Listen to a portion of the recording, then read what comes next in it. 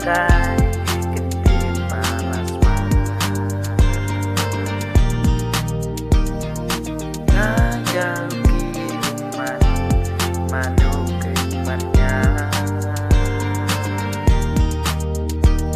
Kendri babi laphan Marwenya apa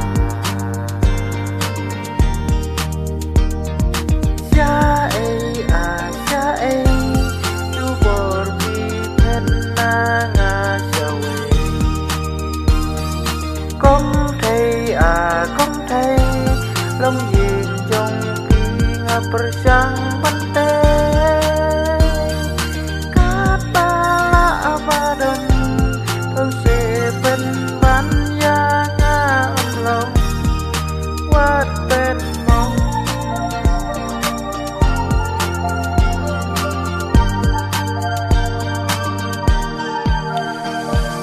Palayanga hangme Hasla kabutei Jing ibangalayo Penmangaduno Pisu keno yanga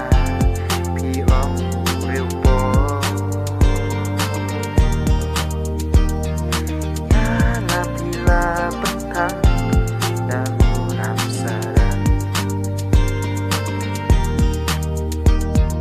Syae asyae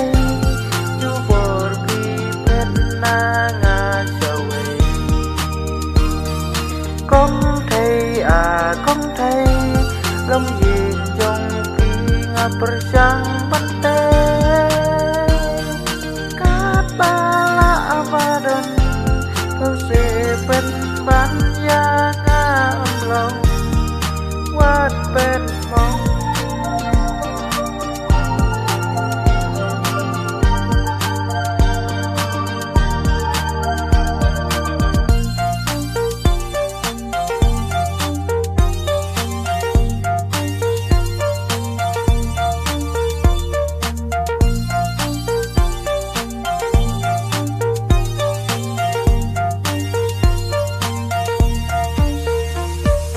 Sát bersiang menklen Jingmun aikan pe Ban lanjing khuslai Dok nur lapang swa Porbadan marwei Hanga iwan pa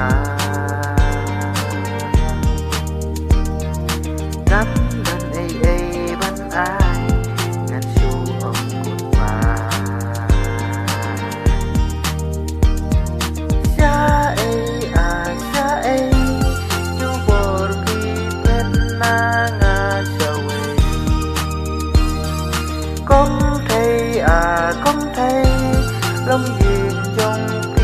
ngà persang bante Kapala abadon Thâu se bên ban ya ngà âm lòng Wat bên